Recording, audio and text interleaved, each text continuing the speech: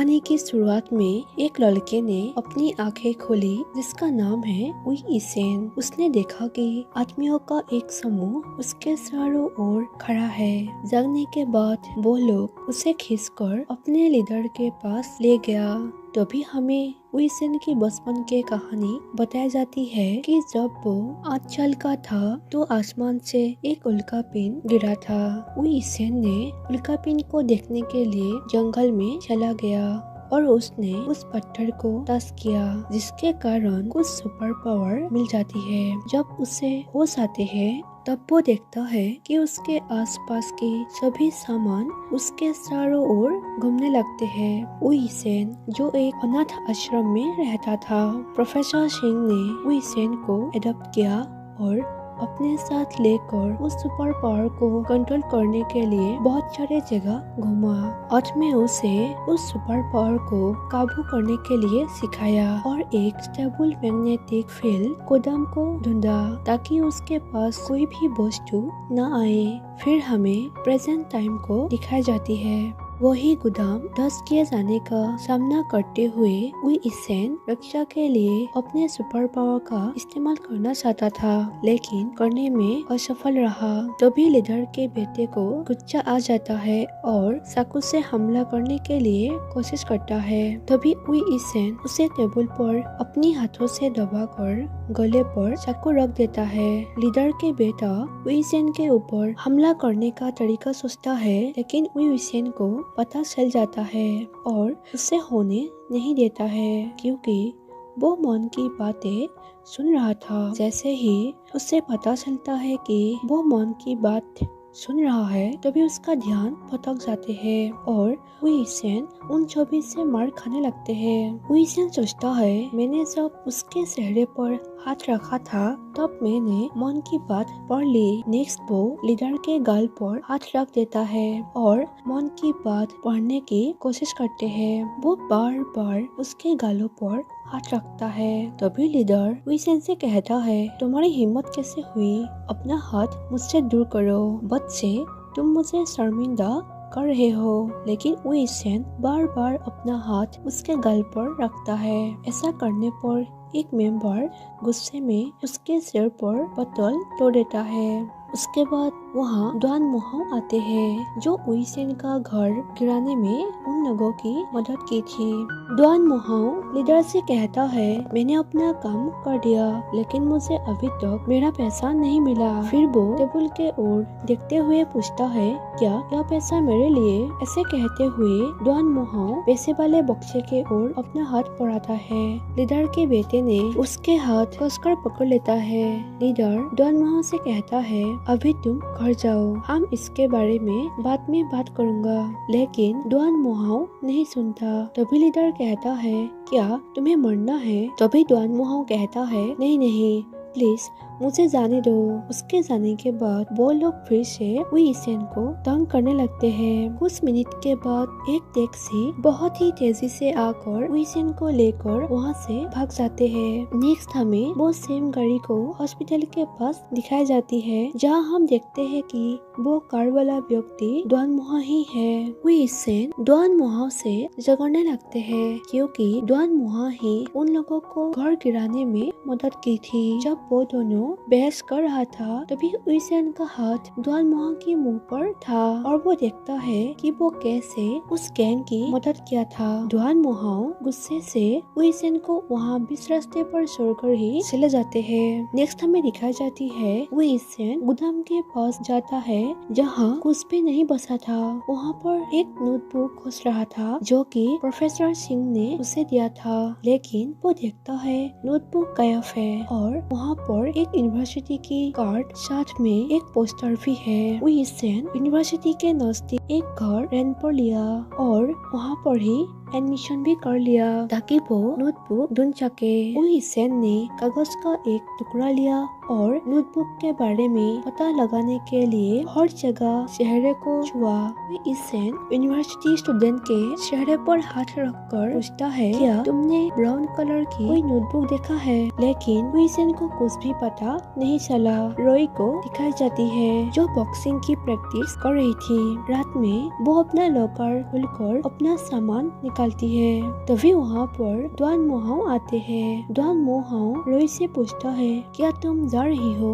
रोई पूछती है, क्या मतलब? द्वान मोहाओ कहता है, अगर तुम यहाँ रुकते हो तो मैं तुम्हारे प्यार में गिर जाऊंगा। तुम्हारी इन सुंदर आँखों के कारण ऑलरेडी तुम्हारे प्यार में पड़ चुका हूँ। रोई पूछती है, तुम्हारे साथ क्या हुआ है? द्वान मोहाओ कहता है, क्या तुम मेरे बारे में सोच रहे हो? रोई पूछती है, किस लिए? ऐसे ही दोनों बात करते हुए जा रही थी, तभी उन दोनों के पीछे से अचानक कोई गुजरता है, जिसे वो कौन है वो देखने के लिए पहुंचा। जहाँ गाना गाते हुए भी उन दोनों को सुनाई दी। कौन है यह तलाश करते हुए अचानक आयरन स्टोल गिर गया। तभी द्वान मोहाओ तुरंत जाकर लाइट स्विच ऑन की और देखा कि उइसेन भी वहाँ ही है। द्वान मोहाओ उइसेन को देखकर गुस्सा करते हुए पूछता है, क्या तुम मेरा पीछा करते हुए यहाँ तक आए हो? उइसेन कहता है, मैं यहाँ शादी के लिए आया हूँ। तभी द्वान मोहा के पीछे की डेस्क हवा में उड़ने लगता है। यह देखकर उइसेन द्वान मोहा से कहता है,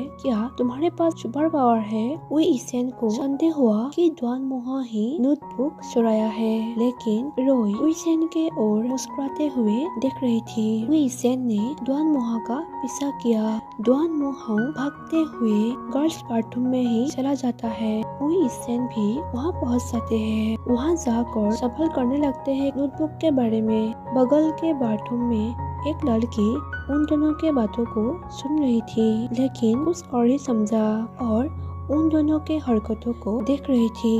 लड़की कहती है, तुम दोनों यहाँ क्या कर रहे हो? वो लड़की सभी बातें अपने दोस्तों को बताती है, जिसके कारण अफवाह फैल गई कि द्वान मोहाओ और उइसेन दोनों गे है। द्वान मोहाओ जो भी बातें सुन रहा था और जो भी उसके बारे में क्या कह रहे हैं यह सुनने के लिए कोशिश करते हैं। उइसेन जब क्लास के लिए आते हैं तो सभी स्टूडेंट्स अजीब तरीके से उसके ओर देख रहे होते हैं। वो लड़की रेडियो पर सभी को लव स्टोरी सुना रही होती है और बीच-बीच में द्वान मोहाओ और उइसेन के बारे में भी बताती है। यह सुनकर द्वान मोहाओ रेडियो को ही ऑफ कर देता है। लड़की कहती है कि मैं सॉन्ग प्ले करूंगी, लेकिन लड़की ने सॉन्ग के साथ माइक भी ऑन कर दी और द्वान मोहाओ से कल रात हुए घटनाओं के बारे में कहने के लिए कहती है। द्वान मोहाओ को यह बात पता नहीं था कि माइक ऑन है।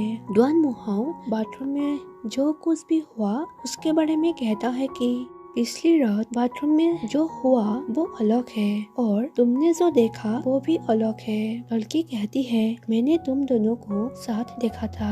तभी द्वान मोहा को गुस्सा आ जाते हैं और कहता है, तो क्या? ठीक है, सुनो जो सुनना चाहते हो।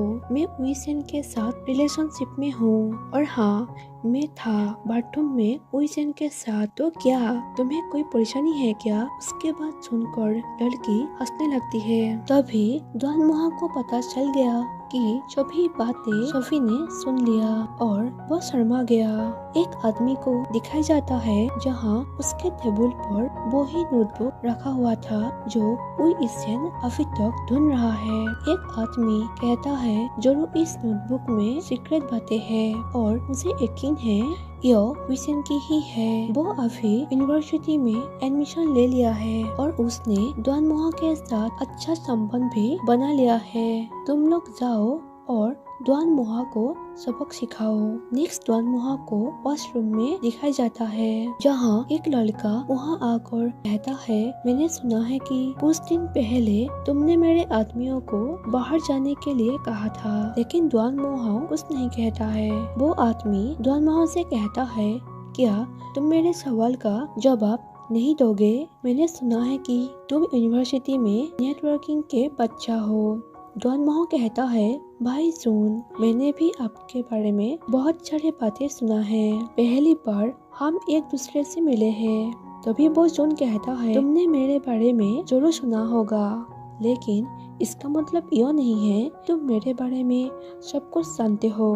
3 साल पहले मेरे खिलाफ किसी ने साजिश की थी और मैंने उसे सबक सिखाया। तुम भी संभल जाओ। ऐसे ही जून ने खुद को बलवान दिखाते हुए और तारीफ करते हुए अपना सर दरवाजे में टकरा देता है।